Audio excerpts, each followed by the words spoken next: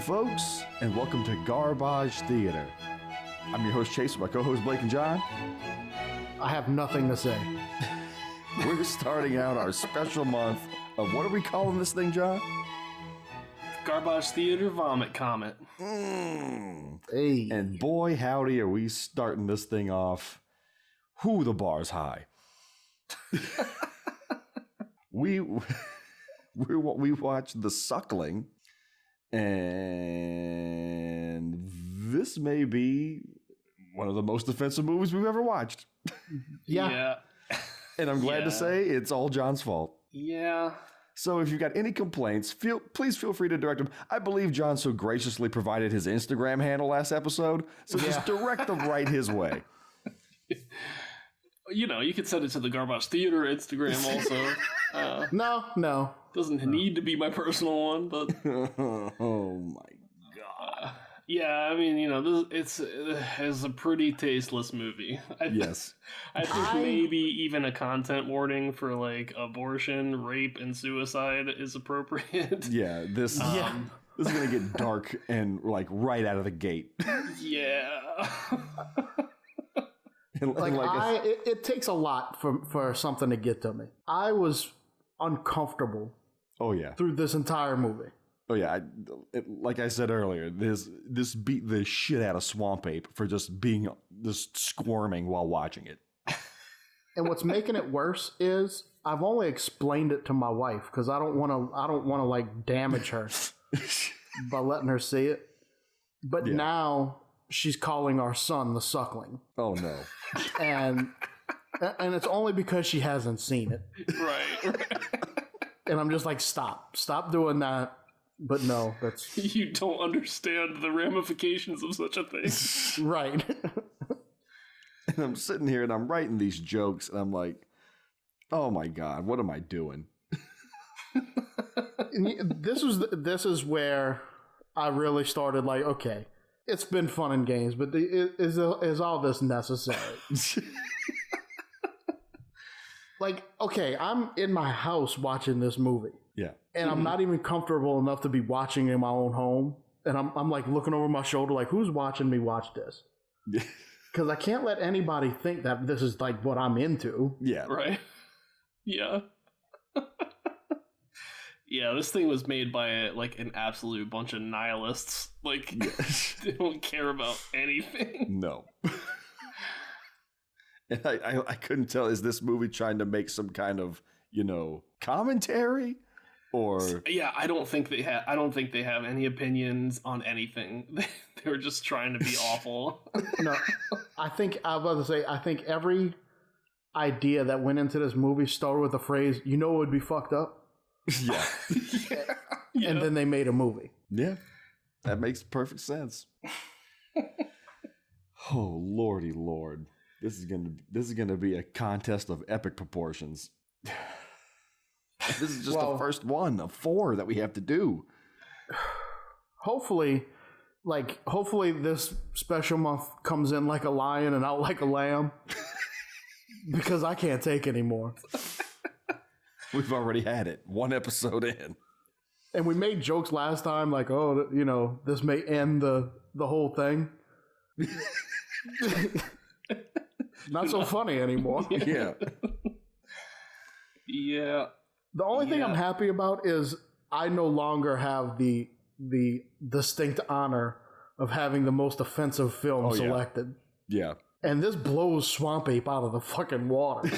Yeah. Swamp Ape had 3 minutes total of terribleness. Yeah.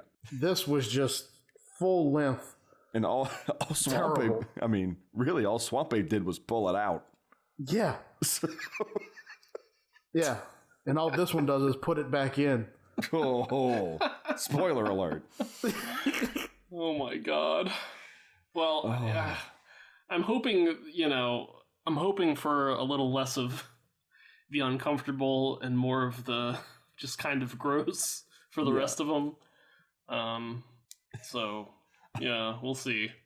This is the danger. This is the danger with, watching movies that no one has seen before. Well, yeah. I don't know, John. Like I said earlier, I'm pretty sure you read the description of this movie. Yeah. How could you not know what we were getting into? Still. Yeah, for we were, from what you described, we were already drawing the conclusions that the whole thing would end. And you're like, oh, how do you know? I mean, there's no way of telling these things. Oh, my God. Okay, I'm starting to think you were sent here to destroy us again. Let's get into it, I guess. Yeah. I mean, we got to do it. It's our job. All right, so we open up with a text crawl. On April 1st, 1973, the most bizarre and macabre event in all of Brooklyn's modern history occurred. I discovered 4 baby turtles.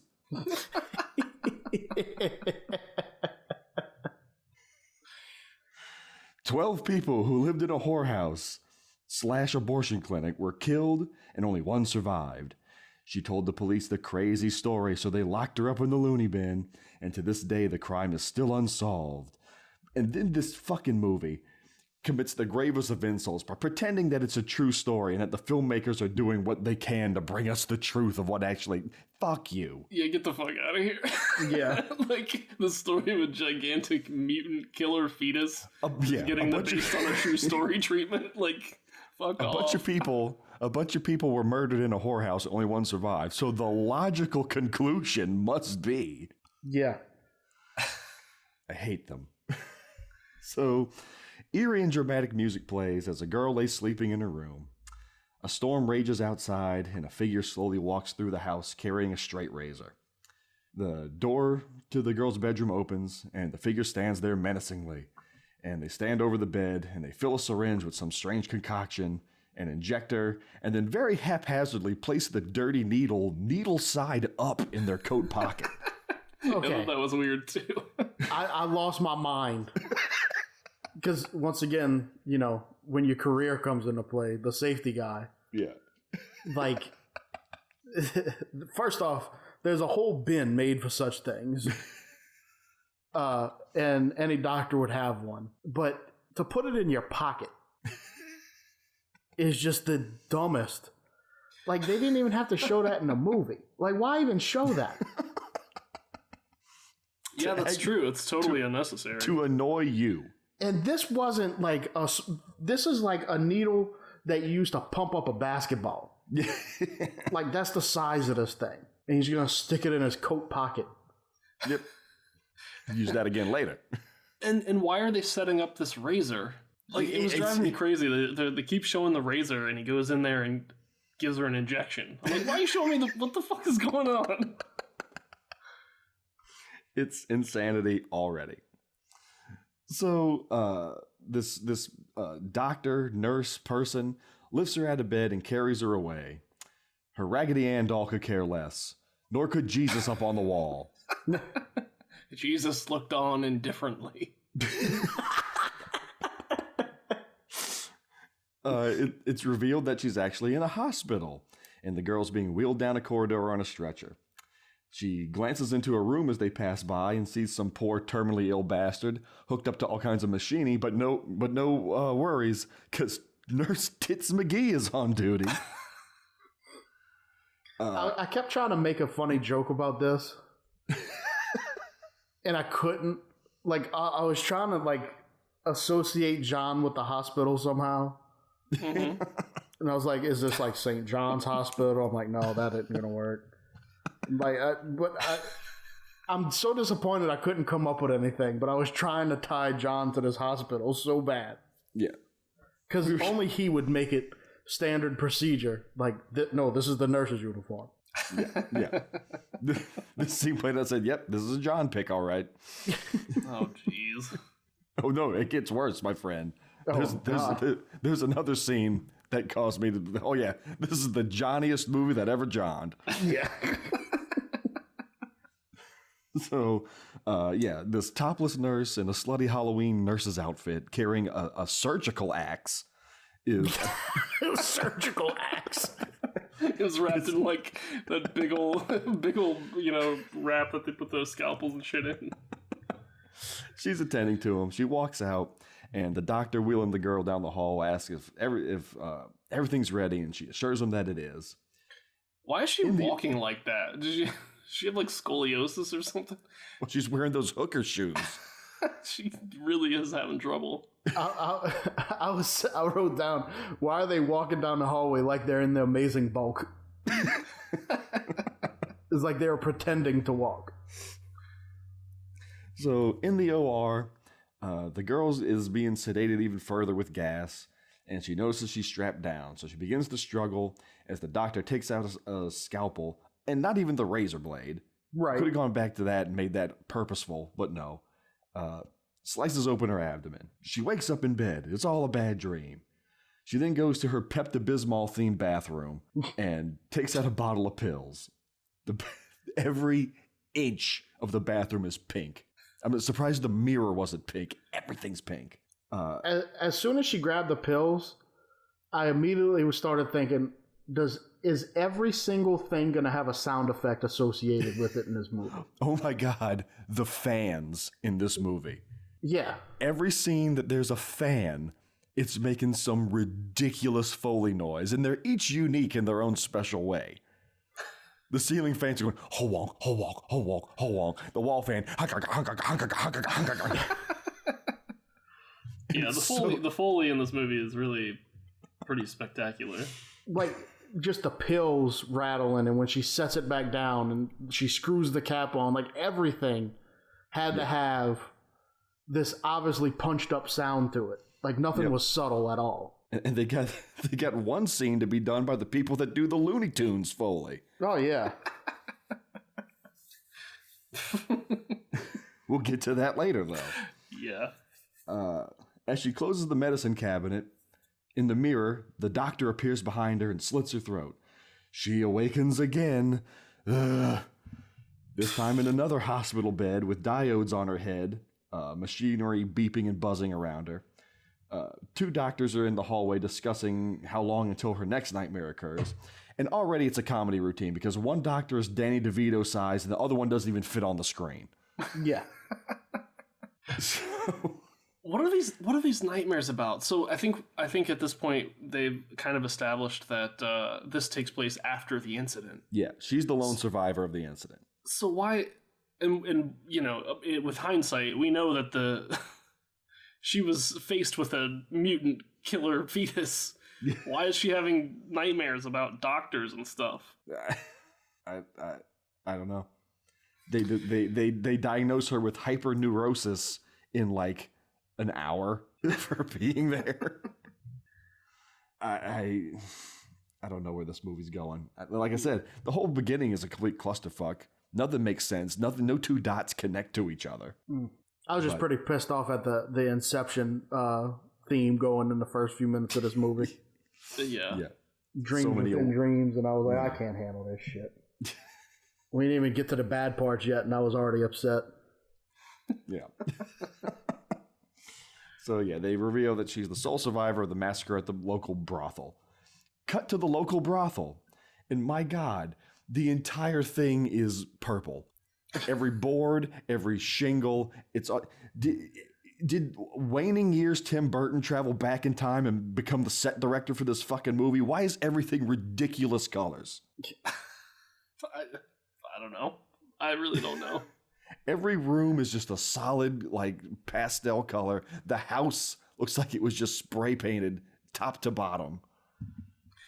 Also, I'm not like an expert on New York or anything, but that ain't what Brooklyn looks like. No. Rural Brooklyn. You know, the suburbs of Brooklyn. Yeah.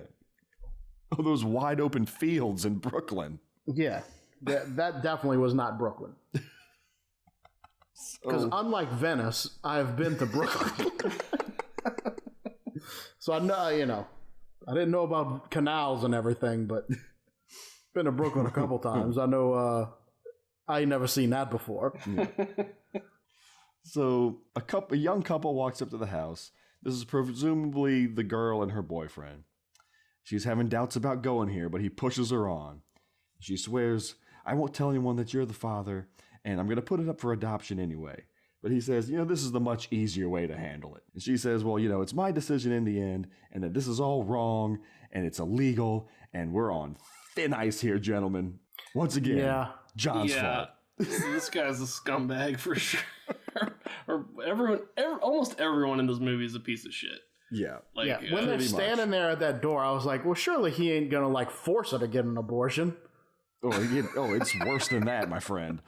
Yeah. No, the only true hero of this movie is Candy, but we'll get to I thought this girl would change her mind to have the abortion. I don't want it. Well, maybe now I do. Mm-hmm. No such luck. That ain't the way it goes down. No. But also, so the timeline, I did a little bit of research, because they gave us a date and everything. So this is April 1st, 1973. Roe versus Wade was decided in January of 73. Mm-hmm. So it's legal. I don't know why they have to go to this back alley abortion clinic. Well, I think they were saying that the back alley abortion clinic was illegal. Right. Go to a legal one. I mean, I know it was just legalized and maybe there's not that many, but probably in New York there would be. Anyway. I don't know. Wow. Also, you got to figure out that. No, never mind. Shut up, Blake. Shut up. Like I said, stay nice, gentlemen. This is going to. Oh, my God. I can't believe I was about to say that. Okay. Move on. Recompose yourselves. All right. So they ring the doorbell and budget Lionel Richie answers. I'm so glad you said it because when he opened the door, I just thought of hello, hello.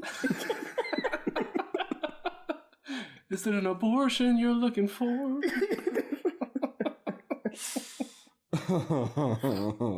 So they asked to see Big Mama, and he directs them out back.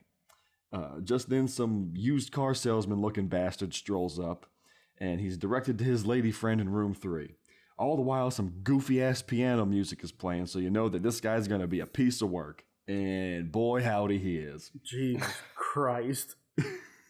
He takes Lionel Richie takes them to a waiting room where there's another couple people in there, and this is Candy and Tattoos McSleeveless, aka Axel, and they tell him that Big Mama's with somebody, and Lionel shoots back that I didn't ask you a goddamn thing. So Axel mimes that he shoots Lionel in the back as he walks away. So I guess he's gonna be a troublemaker. Yeah, it's a bit of a wild card, that one. Meanwhile, in room 3. Here we go. Here we already are going. See, yeah. And before before this second, this movie was still just par for the course for Garbage Theatre. Mm-hmm. And I mean, right when this scene starts, it was like, holy shit! We've moved on to something new here. It drew loose parallels to me to. What was it? What was the one that John picked with the guy in the Indian headdress at the whorehouse? Deadly Sin. Deadly Sin. It reminded me of that, when the dude, the hooker goes down on the dude, and it turns into a music video, and I was like, "What the fuck just happened?" That was normal. Yeah. That was totally acceptable at this point. No longer is that a crazy scene. Yeah. So, this used car salesman guy has donned his sex propeller beanie and has opened up his briefcase full of an arsenal of falsies and dildos. Wait, why are there just boobs in his briefcase? What do you do with those? What do you do with 15 dildos? So, I mean, okay, you're a dude. You have 15 dildos in a suitcase. I mean, the best you're going to do is use 2 at a time. He just likes options.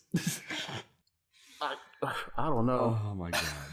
I gave too much thought to what was in the case and how, you overpacked, asshole. Yeah. So the hooker is with disrobes and pulls out a whip. She Indiana Jones style whips the dildo away from him and catches it. And just to remind you, Looney Tunes sound effects are in full effect at this point. Yeah. She whips it, and like when it flies across the room, it goes whoop. Yeah. She catches it, and this act of her doing this makes the propeller on his fucking beanie start to spin with delight. So insane.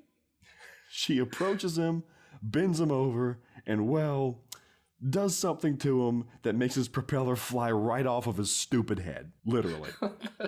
Yeah. So when she does this, there's like an airplane sound effect. Yeah. There's a close-up of the dildo, like, passing through the air, and you hear brrrr. As if the dildo is like a spoonful of mashed carrots and this gentleman's asshole is like a baby's mouth. Oh my lord. So this is where I'm like, all right, I'm getting uncomfortable now. Like,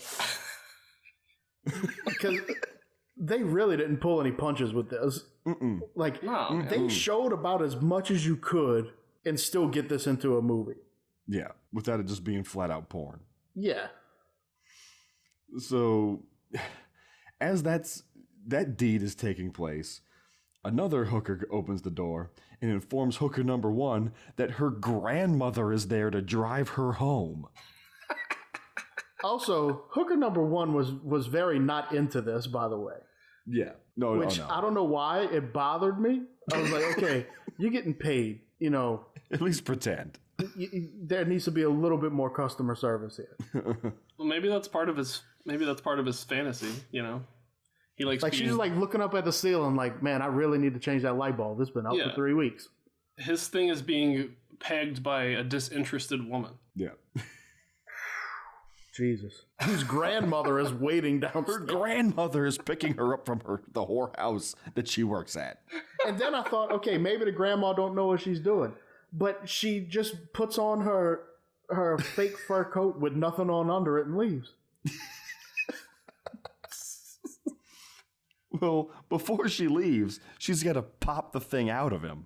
And it makes the fucking... Yeah. That was legit funny, though. It was probably the only thing that saved the scene. But all I could think at this point was what's the conversation like between her and her grandma on the way home? Like, how was your day? Well, you know, same old thing. Yeah, I came in with that suitcase again. Pegged a guy, humiliated him. Yeah. You know.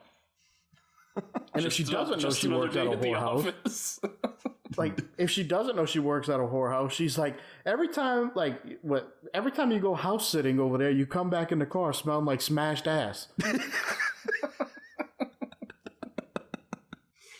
Oh my god. Okay, well, as first hooker leaves, hooker number two then picks up a paddle with fucking nails sticking out of it and, I don't know, proceeds to murder this man. That's what it seemed like.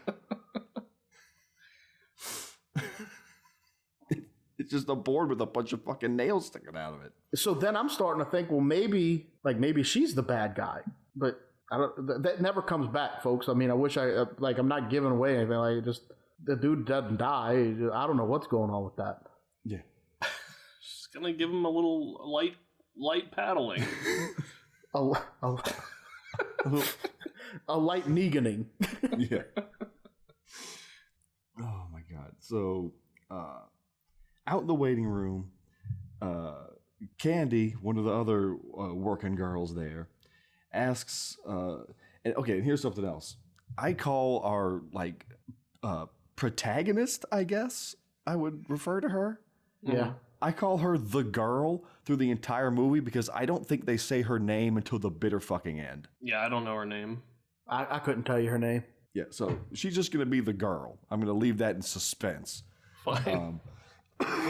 So Candy asks her if this is her first time.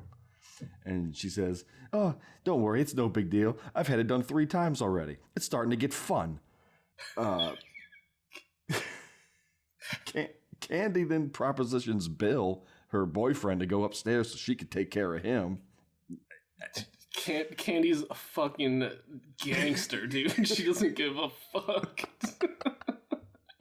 She, like, not only does she tell off Axel, what is she? She just cold calls him like a moron or something, and then fucking hits on a guy in front of his girlfriend while she's waiting for an abortion. Yeah. Just like, oh gee. So, while they're waiting, Big Mama comes out looking like Beetlejuice. And I said she looks like fucking Mimi from the Drew Carey Show. I loved how on her lapel she had BM embroidered on it. I actually start referring to her as BM. Yeah. The rest of them. But yeah, she's got the black and white striped outfit on like Beetlejuice and the hair. Yeah. So she takes the girl in the back, and Axel takes Bill elsewhere. Big Mama asks her nurse to step outside so she can talk privately with the girl and offers her a glass of blood to drink. It's just a nice warm glass of fetus blood, dude. Yeah. She picks up this container that's sitting on top of the operating table with all the bloody instruments and pours out this red liquid into a glass and gives it to her to drink. Why would you not assume that was blood? Why would you keep the Kool-Aid there? I mean, it is a filthy I'm assuming it's whorehouse. wine. So she tells Big Mama that she's going to have the baby and that she's only there to please Bill. Big Mama explains that this is the smarter decision as this thing isn't human yet. Yeah. And that having it at the right time's the better plan. Easy now. Thin ice. John's fault. Yeah, I mean, this is like, I don't know how to talk about this without. Yeah. Anyway, you did this. You did this. Before you know it, the procedure's in full swing. Big Mama comments on the sheer size of the fetus before giving it to her nurse to dispose of like she showed her how, i.e. dumping it in the shitter. Yeah.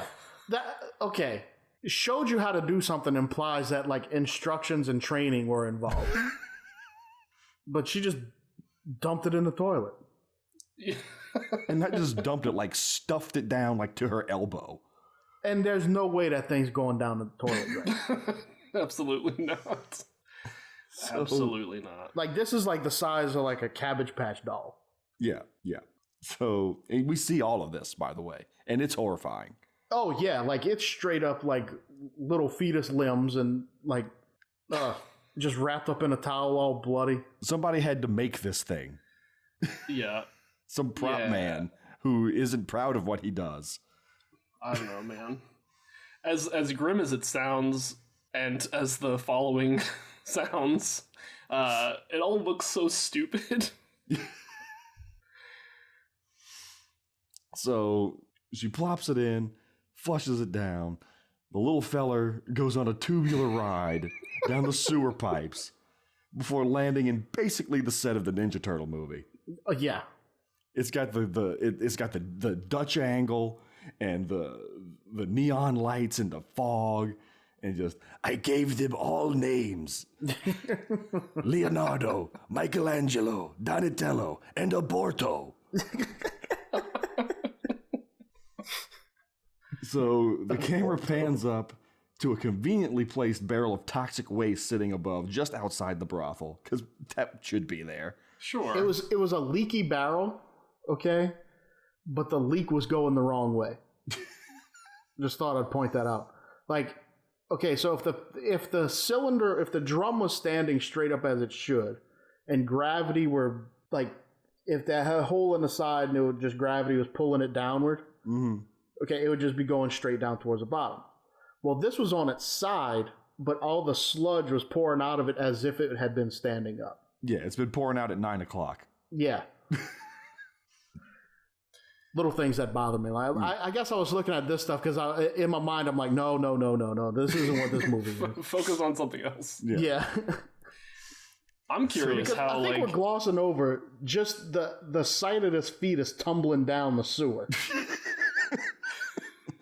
Like, we're not even talking about that. This motionless, like, doll dragging a umbilical cord. Like, it looked really silly. Yeah, and for all the talk of it's not even human yet, and it's a clump of cells, and it doesn't have ears and nose, and all, it had all that. Well, she must have been lying. I mean, she said it's in the second trimester. We know that it's got that stuff in the second trimester. Okay, so now we're taking up for Big Mama. Now we know what side John's on. No, I'm not taking her side. I'm saying she's a liar. Easy, gentlemen. Basically, John's saying that it's okay to lie to young women as long as they get abortions. Come on. Oh, my God. Like I said, international incident written all over this episode. So the ooze drips down and lands on the, oh my God. What the fuck is this thing? It starts to expand and grow in a very thing-like fashion. I felt so bad for it. Yeah, there was like a couple of shots where... Because it's supposed to be like laying there crying. Yeah, and it's like... the toxic waste is going over it, and the whole time I'm like, fuck you, John. They put a lot of care into making this thing. Like, its chest is... It's breathing. Its chest is breathing and stuff. It's a fetus crying in the sewer with mutagen going over it, and all I can think is John did this to me. Yeah. So the thing is actually pretty lovingly crafted at this point in the movie, and it keeps cutting back and forth between like the people and the thing in the sewer, and like it's going through different stages of growth. So it's all pretty impressive, actually. Let me push back on that a bit. It was fucking disgusting. That's the name of the game right now. Like, there was nothing loving. This was just, like I said, hey, you know it'd be fucked up? Yeah. Let's put these alligator guard teeth inside this fucking fetus puppet. Oh, that's not bad enough? Well, let's make spikes come out of its hands. Yeah. And make it scream in agony while it does it. Yeah. Oh, let's weaponize the umbilical cord. Let's do that too. Yeah. All this takes place during those scenes. That's lovingly crafted. You sick fuck. Yeah. You know what would be fucked up? If Big Mama cleans off the gore-caked surgical coat hanger she has, fuck. bends it back into shape, and hangs her fucking jacket on it. This is like the darkest Zucker Brothers gag ever. Like, this is like if Airplane had an abortion gag. When she was pulling the goop off the hanger, like I was I was in full blown uncomfortable. Like this is bad. I shouldn't be watching this. This is going beyond what I'm willing to do. But then she hung her coat on it, and I was like, well, I guess it wasn't that bad. Yeah, exactly. It was like expertly done. Like it was the camera move was choreographed perfectly. Yeah, she walks if over it had just been left at that, like just take the gunk off and throw it in a trash can or something, I'd have been disturbed. But it'd have been she horrific. took the time to hang her coat on it. Like that was legit funny. And the fetus wasn't totally off of the hanger yet either. Oh no, yeah, there's still chunks. Oh, it was like the grill grate after you grill some chicken. Like that's what the coat hanger looked like. Oh, so yeah, that happens. Cut back down to the sewer, and the not so little feller is continuing to grow and morph, and that's when his hands split open and grows Baraka claws. It's pretty sweet. Upstairs, the girl wakes up and seems to not realize that she went through the procedure. And it's shaping up that this was a devious trick by Bill and the gang. And I think you would know. Like, there's no way you wouldn't know that something happened to you. Like, I know I'm not a chick, and I know I've never had an abortion, and I've never been pregnant. But I'm pretty damn sure you'd be a little uncomfortable after. And you wouldn't just be like, what? What happened? You'd probably be in agony. Like that stupid fetus in the sewer. Oh my God. Boy. Meanwhile, Lionel Richie is dealing with a client and a hooker who seems to be upset with him and sends her upstairs. He's dealing with the client and she comes back downstairs and fucking shoots him dead. Just blows him away. A lot of activity around the old whorehouse today. Look, so if you're gonna be a hooker, you need to have a little thicker skin than that. Like, I'm Dude, that saying should have she been the was last straw, though. I mean, you don't know what she did. She dealt with all she's day. wrong. well, She's not she cut out said for this was- business, and she's bringing the reputation of this place down. all she said was that he was like, what, too weird? Yeah. This is after Sex Propeller and his bag of endless dildos has been through the joint. Yeah, who knows what this character was up to? He didn't even have any baggage with him. I mean, you work for a giant BM of an abortion doctor.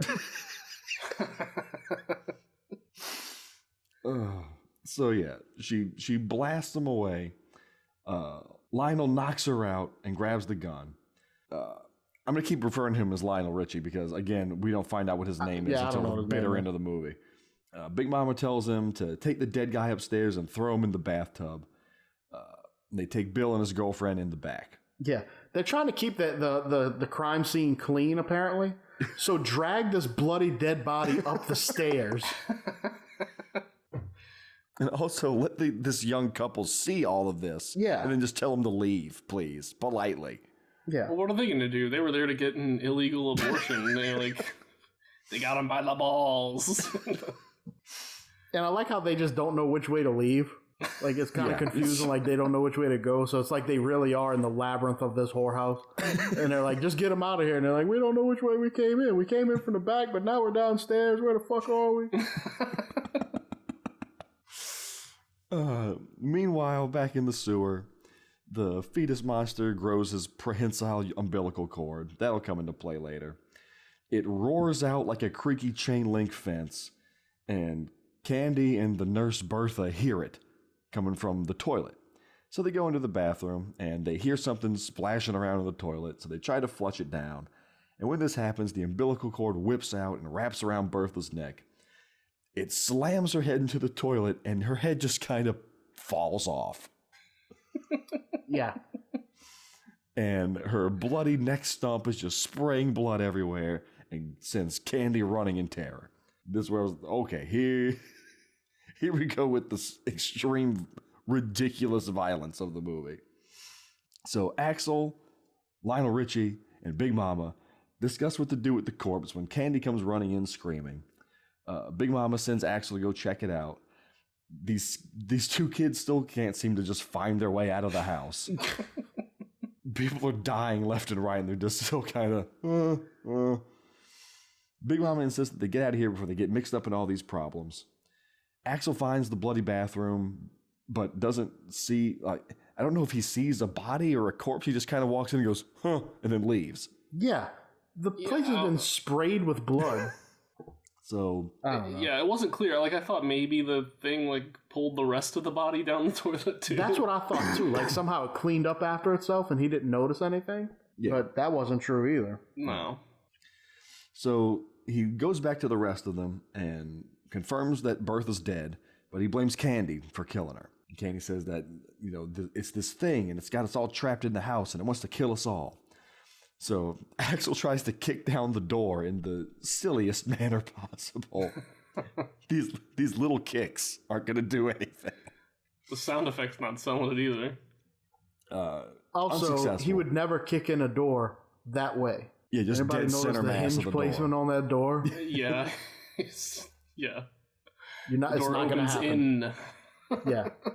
It's not going to happen, Axel. He then picks up a coat rack and tries to bash out the window. And when he does so, it's the revealed coat rack used for actual coats, not for the abortions.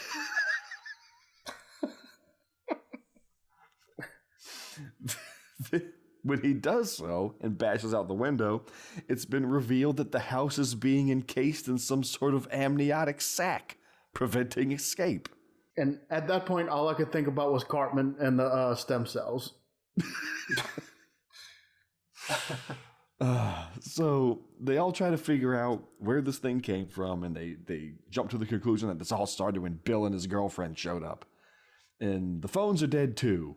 And we find out that old Beanie Man... This place was totally normal until these two assholes showed up.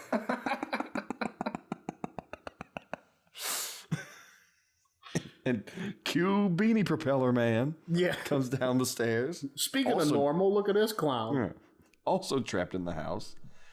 A scream comes from upstairs as the monster attacks the girl that shot the client earlier. It wraps her up in its umbilical cord and drags her under the bed. The others race up and open the indoor screen door. I was like, there's who designed this multiple place? indoor Kramer? screen doors. The sweet evening breezes of Anytown, USA. Yeah. Complete with way punched up sound effects, too. So they go in. Well, they don't go in. Lionel Richie uses every bullet in the goddamn gun to shoot out the lock on the door. They enter to find the girl dead, just to see the creature slip down the sink drain. Which, once again, at this point, this thing's the size of a cat. Yeah. How the fuck is going down the sink? It has no bones. It's apparently got the power to shrink and expand at will. Yeah. Oh, wait, does it have hold on. that? It probably... Okay, I'm trying to legitimately come up with an excuse why it can do it. I'm really not trying to make a joke. It probably doesn't have bones, right? Yeah. I like guess. A fetus doesn't have bones at that point. It's got claws and 9-inch teeth. With no bones. Yeah. Maybe that's why it's got those little fish teeth, so it fit down the drains. I don't know. I'm just trying to make it work. Yeah. It's like an octopus. It just has a beak. It's the only hard part of its body. So the others go downstairs, but things come to a head between Axel and Lionel. Axel whips out a butterfly knife, but Lionel knocks him out. He tosses him alone in a room upstairs to die. Why would you think that's a safe place to leave him, next door to the room where a girl was just murdered by a monster? Whatever. Fuck that boy, man. Who cares? Axel's the worst. So the others talk about finding, if we could only find a hammer or a screwdriver, we could break out of this house. And Candy says, I hope we all just die in here, because she's hardcore like that. She walks with death, dude. She's like, she doesn't care at all. Death is one of her regulars. Yeah. Beanie Man. What y'all worried about? I blew off death 3 weeks ago. Beanie Man's only worried about his BMW parked outside. This is when Lionel Richie brings out a toolbox and takes out a hammer and a screwdriver. Exactly what they were all wishing they had. Yeah. And Beanie Man gets all pissy about how that's not going to work. You just said if only we had those exact things. Yeah, I was pissed off that the sound effects guy didn't add the Legend of Zelda treasure thing whenever you open up that toolbox, though. Da-da-da-da. So Lionel puts Beanie to work, chiseling away at the door. The rest of them start plugging up the drains, knowing that it travels through the pipes. And I'm starting to be able to draw clear lines to the archetypes of Night of the Living Dead here. Did anybody else get I that? didn't even think about that. A little bit. I didn't even think about that. That's good. Yeah. Lionel and Bill are plugging up the kitchen sink when all of a sudden the umbilical cord comes whipping out of the cabinet and latches onto Bill. Lionel cuts it off and we watch it flop around on the floor, stop motion style, a full 4 frames a second. No expenses spared on this stop motion. Beanie shirks his duties to the girl, but Lionel catches him and puts him back to work. Bill comes up with an idea to build a battering ram with Axel's weights in the basement. So they rig it up in no time. It's built instantly. Beanie then tries to proposition one of the hookers, but they're not up for it right now, so he gets all pissy and scampers away. He says, like, I've got $100 in my pocket, and there's nobody upstairs. Except the dead bodies, the multiple dead bodies. Just melting panties, dude.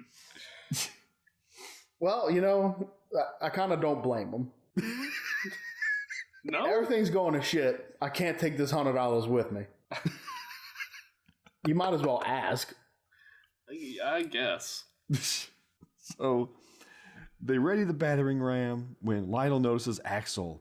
He's come to, and he's sitting at the top of the stairs with a gun. He comes down and starts threatening Lionel. He shoots the rope to disable the battering ram. Lionel waits for his opening and attacks Axel. They wrestle around on the ground for the gun, and after Lionel bashes him over the head with a vase, or I didn't even see what it really was. It was something glass. Bashes him over the head. He gets the gun. Lionel says that Axel's going to get them all killed, and it'd be better just to have you out of the way, like he's going to kill him. Just then, the monster bursts through the walls and grabs Lionel. Axel grabs the gun. Deep blue sedum, man. Axel grabs the gun and appears to shoot Lionel several times before attempting to shoot the monster. Well, Axel is a terrible shot. Oh, yeah. Yeah. He, as we're going to see in many other scenes to come, he likes to hit anything and everything but his intended target. I'd hate to see his bathroom. So, the monster escapes through the walls, and Bill gets upset at Axel for shooting Lionel. Axel decides that the better plan is to just kill the creature because they're never going to escape from the house. Candy starts making fun of Axel again, so he walks up to her threateningly. She gets up to walk away from him. He puts the gun to the back of her head and pulls the trigger, and sparks just erupt from the back of her head. Yeah. Bitch was a T-800 all along. So she drops to the ground dead.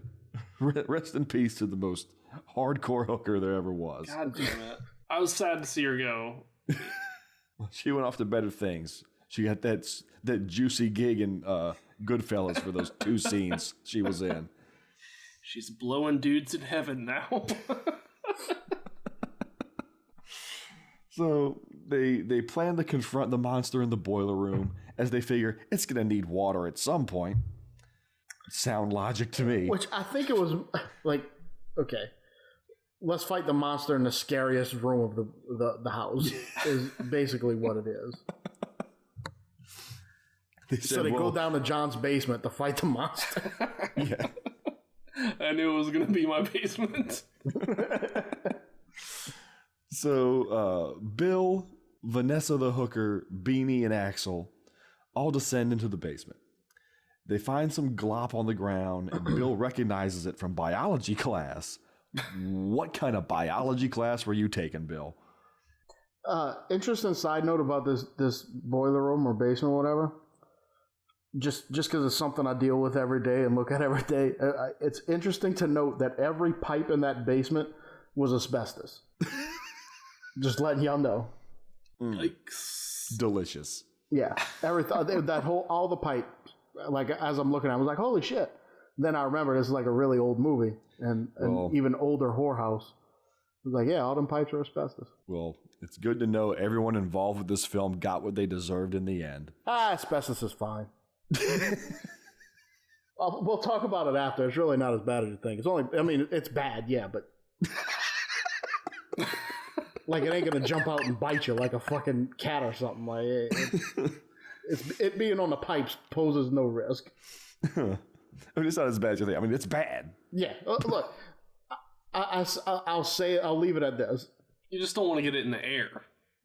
Asbestos is probably one of the greatest materials ever mined. It'll just happen to kill you.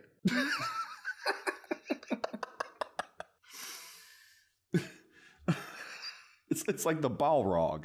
Yeah. It's some awesome shit. It really is awesome. Like the things that it can do. But, just don't pulverize it and breathe it in. Safety tips from Blake. Sorry. Yes, don't breathe asbestos. Sucks, I understand. But marvel at its wonder. Yeah. We'll talk more later. Let's get back to the abortions. Oh my God. So Axel sees all the glop on the ground and he thinks that, I must have hit it when I shot it. And so it's wounded. A cat makes a noise in the basement and Axel opens fire all over the goddamn place. Yeah, no rhyme or reason to it at all. Just yeah. He then sends Vanessa out to go first, and she runs into the monster, of course. It slices her and she falls down. Axel opens fire, again, hitting everything in the basement except the monster. It was like that scene in Pulp Fiction when they take the shots at Samuel L. Jackson and Travolta and none of them hit. So the group scatters to the wind. The monster attacks Axel, who falls and burns his face on a pipe, on that damned asbestos. That one wasn't an asbestos pipe. So I guess my previous statement of all the pipes, most of the pipes. All of the pipes except the featured pipe. Yes. All the supporting pipes. So he gets away and flees with the others. They go upstairs to find more bullets out of the bullet cabinet, I guess. Yeah. What is this? Beanie says that he refuses to go back out there, and Axel threatens to blow his brains out if he doesn't. He then wraps one of those dog-catching hoops on a pole around his neck that they just happen to have. Mm-hmm. You can't open a whorehouse without one of those. It takes them back down to the basement. They search for the monster when it roars out, and Axel runs after it. He finds it being electrocuted by the circuit breaker. How did it find itself all tangled up in like the electrical wires or something? It's a baby. It doesn't know any better. We forgot to mutant fetus proof the house. Yeah. You got to put those little plastic things in the electrical outlets. Little fella just don't know any better, man. So it's being electrocuted. Axel opens fire. The bullets seem to have no effect, or he just can't hit it. He drops the gun and picks up a pipe and charges at the monster, but misses, plunging the pipe into the open circuit breaker, electrocuting himself until he fucking explodes. What? He's just standing there wincing and smoking and shaking, and then he explodes like a goddamn wrestler. Well, it was less fire than the wrestler explosion. Yeah. It's just chunks. Meanwhile, upstairs, the girl, still don't know her name, is having a nightmare about the whole movie playing out again before her eyes. Perhaps having a nightmare of having to watch this movie. So at this point, like, I realized that I feel like I haven't seen her in like 20 minutes of the movie. I was like, how was she able to tell the story to the authorities if she was just asleep for the whole thing? Yeah. Also, how can you go to sleep at a time like that? Seriously. She's exhausted. There's like murder going down in every room of this house. Yeah, by a fucking monster. That they all saw already. But she is tired. Yeah. So she wakes up. Well, I'm beat. Big Mama just took it out of me today. Oh, man. That deserves a rim shot.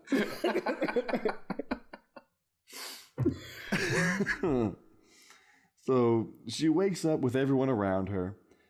They're all glad to be rid of Axel and go back to the battering ram idea.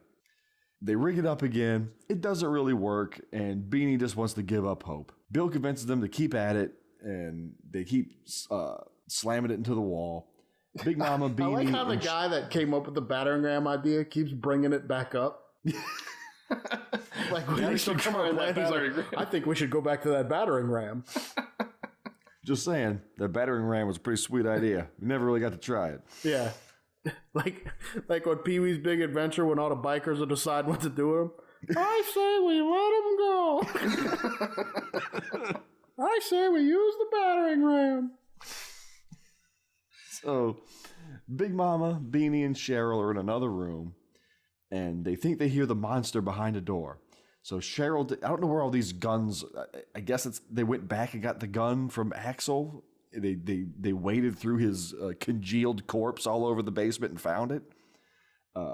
Cheryl opens fire through the door, only for the door to open up and Vanessa to stumble out and collapses dead.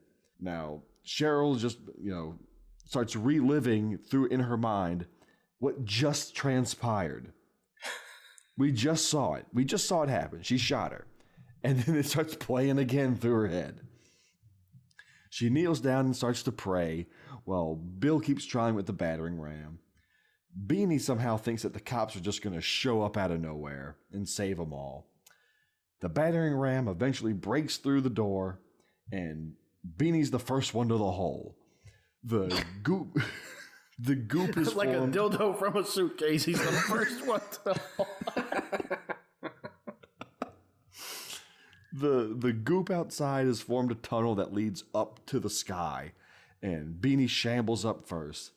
And I guess this is supposed to be like gross, but it's just burlap sacks and cheesecloth. Yeah, that's all it is. He's all caught up in Grandma's abandoned knitting projects. So it's the great value upside down. Yeah, pretty much. Yeah.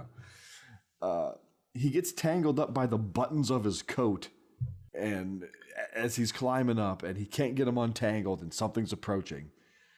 The creature appears and tears him apart as the others are forced to listen to his screams. His hand falls out of the hole and lands on the ground, and they all watch as the disembodied hand desperately starts clawing his way to his bag of dildos before going lifeless. And all I could think is, how the hell did they do that?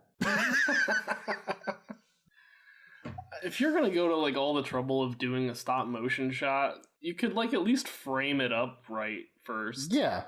Yeah. The hand is almost like, not on the screen. It's like at the bottom of the frame, half cut off. Terrible. Careless. After this happens, Cheryl takes the gun and shoots herself in the head. So at this point, I'm feeling like this is a pretty grim. It's pretty grim for a movie about abortions and prostitutes and stuff. Yeah. So the remaining three just sit there in the living room, just looking exhausted, just mentally exhausted. Now that you say that, this should be what they show to kids for sex ed. Wear a condom or this is going to happen. See how one thing just snowballs into another? Yes. This will happen to you. There's a surprising body count that the monster had nothing to do with. Yeah. He's a baby. Give him some slack. Well, I'm saying, like he's not even the biggest threat. Just the hookers and depression seem to be the worst things. So the Big Mama decides that she's going to go to Axel's body as he's her son, and she wants to be with him if she's going to die. She goes down to the basement, and of course the creature appears. She's desperately trying to escape through the door, but the door won't open. The creature roars, and she screams in terror. Back upstairs, Bill's all like, well, fuck her. Oh, man. Bill's such a scumbag. So the pipes start to creak all over the house, and Bill comes up with this genius plan that he's going to let it take him so he can be close enough to shoot it and not miss, like that stupid-ass Axel. The thing erupts from the floor and descends on Bill. He raises his gun as it charges and impales him through his stomach with its claws. It throws him to the ground, and it sets its sights on the girl. It's at this point where I had a fleeting thought. Wouldn't it be silly if the thing just mushed its way back up inside of her? I was thinking the same thing. Guess what? It charges at her full tilt, shrinks down to the size of a fucking Muppet baby, and mushes itself back inside of her. Oh my god. These, like... There's... Complete with the baby cooing sound right before it does. Right before the squelch, it turns into this little, like, baby thing and just goes... Now, these things were not lovingly crafted. No. There's, like, 2 stages that they show where it's shrunk or shrinking, and they're the worst goddamn things. Oh, man.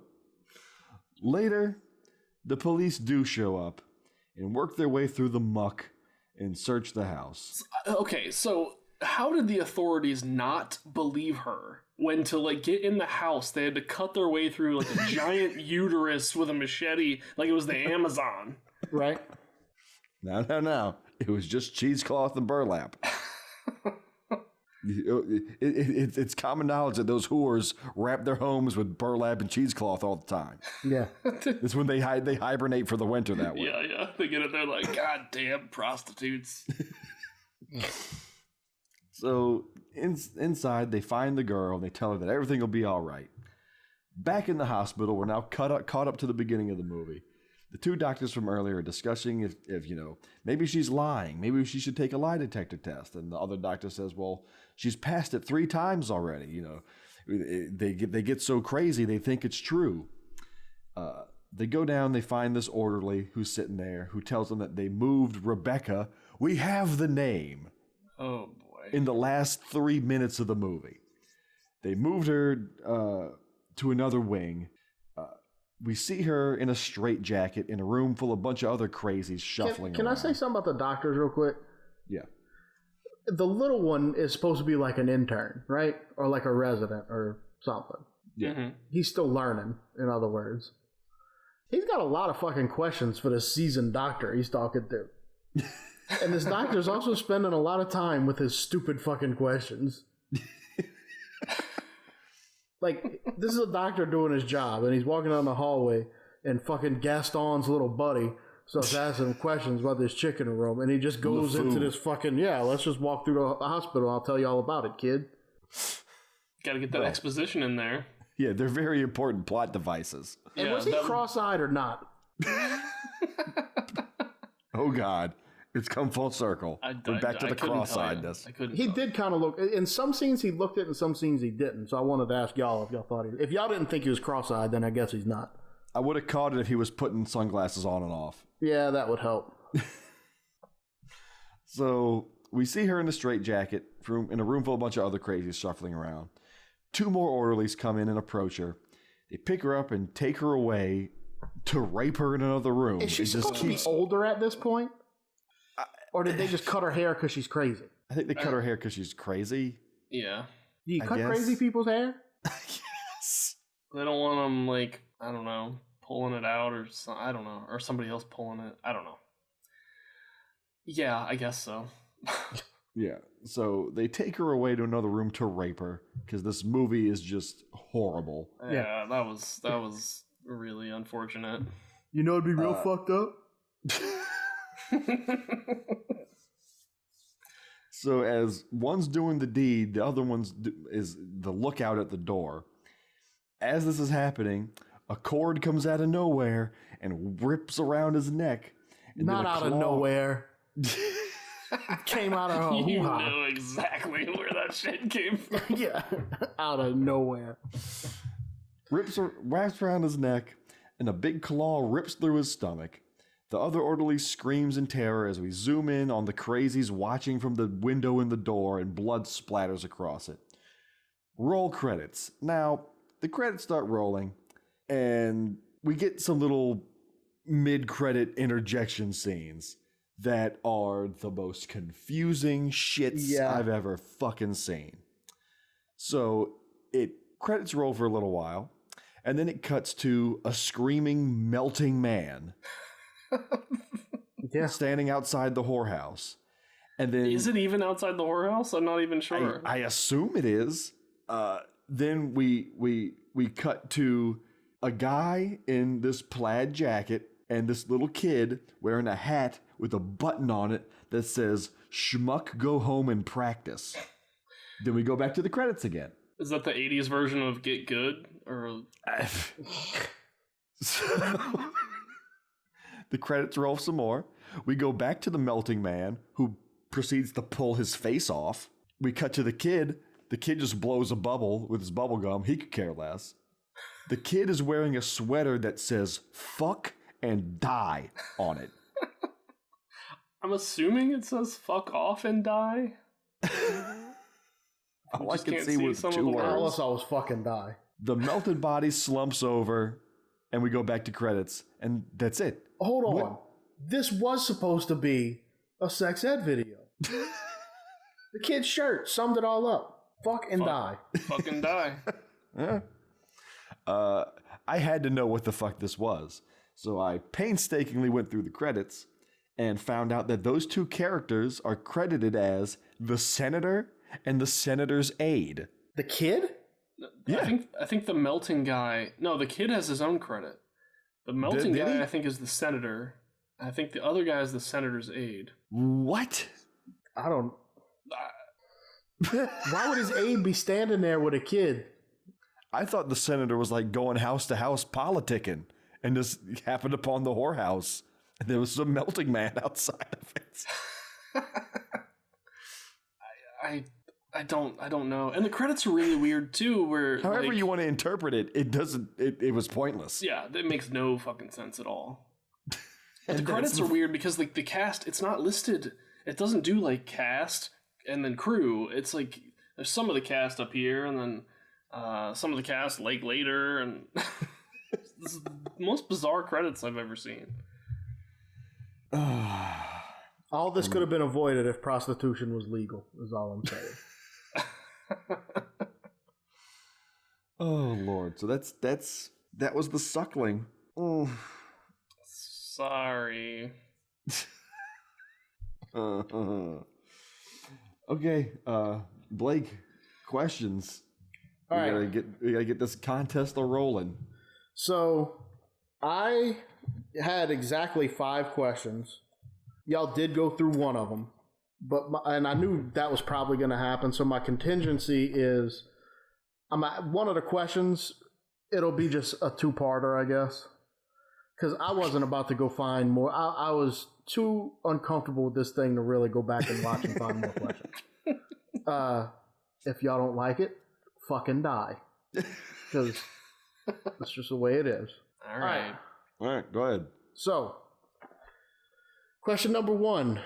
In the first dream sequence, what was painted on the wall outside of the bedroom? Got it. Oh man. Question number 2. How many chairs are in the basement? God damn it.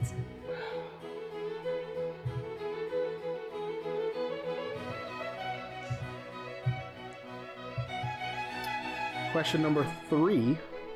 What color is the car out front of the house?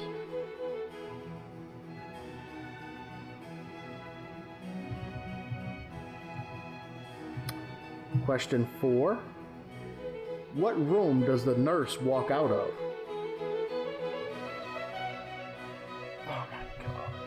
Oh, I've got a number, but I'm not sure if that's the right number.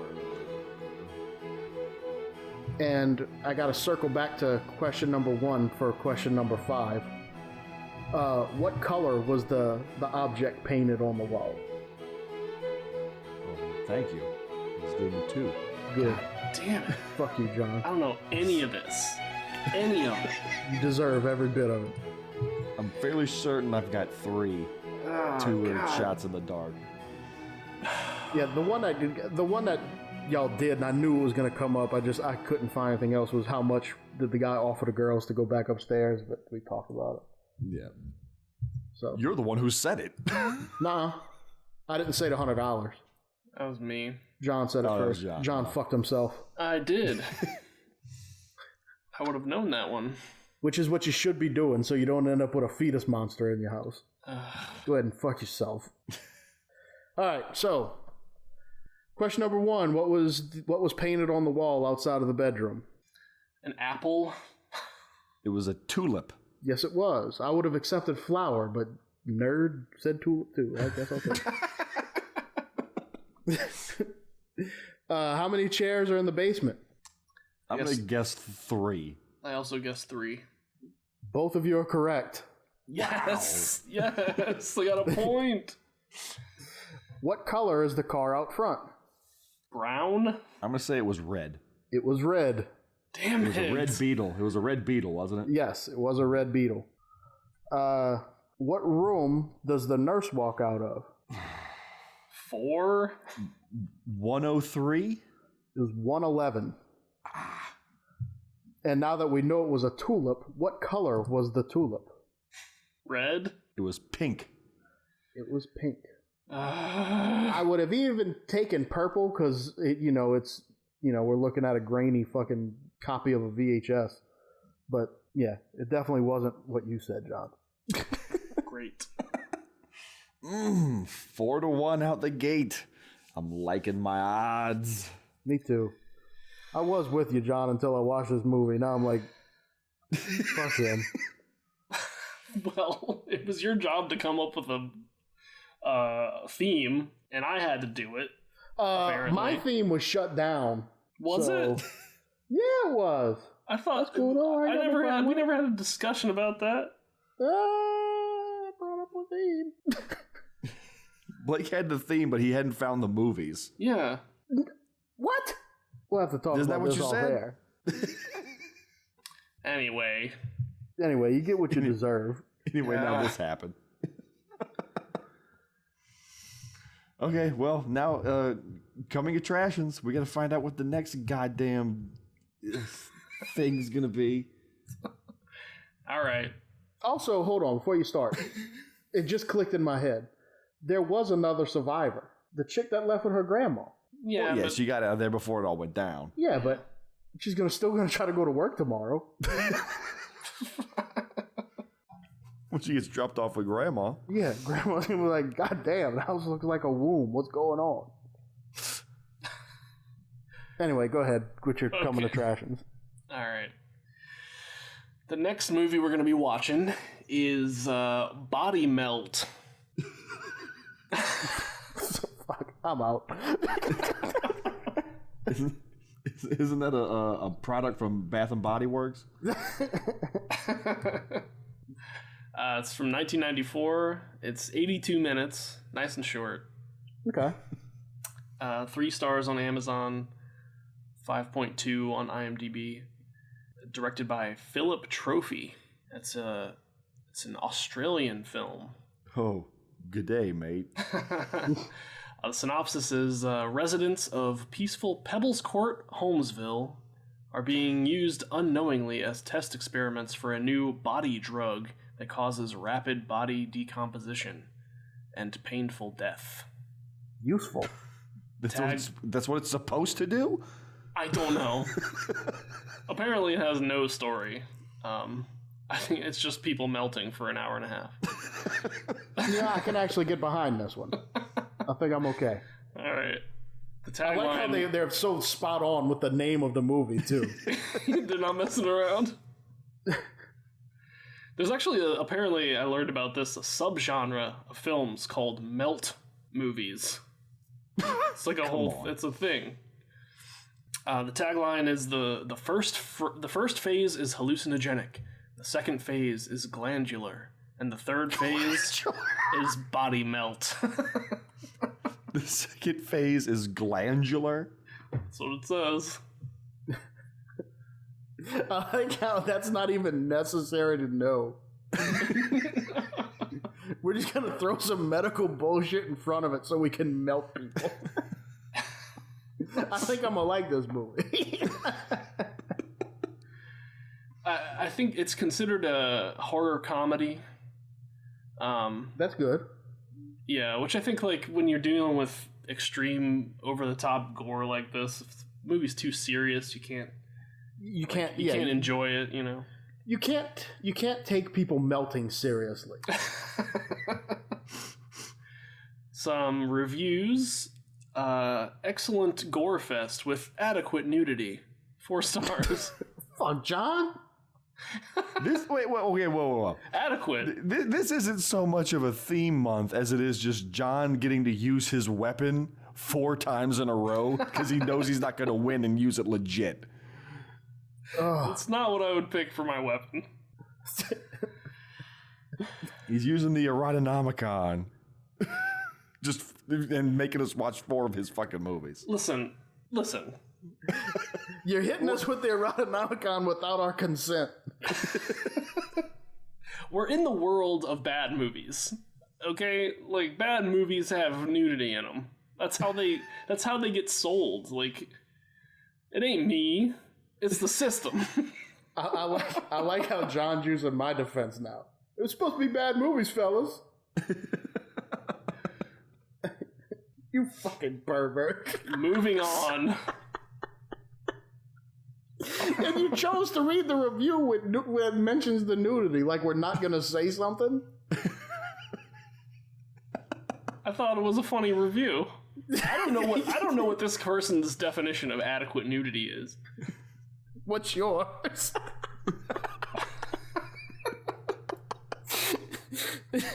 You know, like 1 or 2 boobs, full frontal. Maybe a little bit of penetration. Jesus Christ. Oh shit. Okay. Moving on. Continue. If David Cronenberg made a comedy. Who's David Cronenberg? What? I don't watch movies. God damn, dude. He did like Videodrome and Naked Lunch and... Is that like the Technodrome? No. He did the remake of The Fly with Jeff Goldblum. Yeah. David Cronenberg. Yeah, I know who David Cronenberg is. I just fucking with you. Why are you doing this? Now I kind of look like a asshole. Anyway. I've seen so many cheap, low-rated horror movies like this. All I can think is the director's mind is just broken and he's trying to drag us into his personal hell. And that review is actually bringing me more over to say, yeah, I want to watch it. You know. And disgusting. That's from a guy that I sort of internet know named Trevor, who knows like lots of horror stuff. Okay. Well, if a horror guy thinks it's disgusting. Yeah, he said it's pretty wild. Okay. So I'm curious. All right. I think think that with the movie we just watched, if it wouldn't have been a fetus, I don't think I would have had an issue with it. Yeah. Because it was gross and everything, but it just made it so much worse with the fucking undertones of it. Yeah. So I'm good with just seeing bodies melt for the pharmaceutical grossness reasons. was all contained to the sewer scene. Yeah. Yeah. Anyway. Good job, John. This one sounds like one I like. Okay. Yeah. Oh, yeah. All right. Well, I'd like to thank everybody that's been listening. If you can drop us a review on iTunes, we very much appreciate that. Very much. You can find us online at facebook.com/Garbage Theater, on Twitter at Garbage_Theater, on Instagram at Garbage_Theater. You want to suggest a movie to us? Shoot it our way on any of our social media channels or email to us directly at garbagetheaterpodcast@gmail.com. Final thoughts on The Suckling. It had adequate nudity. Yeah.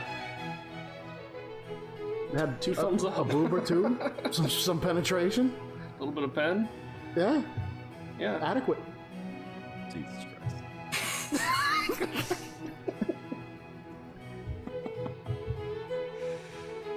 Oh, yeah. Well,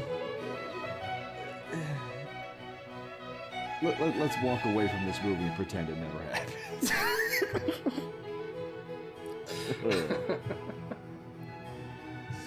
Yeah. With another Ninja Turtle joke.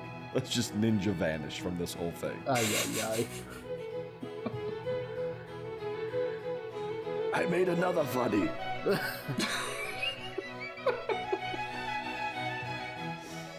Jesus Christ. All right, folks. We'll see you next time when we watch the masterpiece Body Melt. We'll see you then.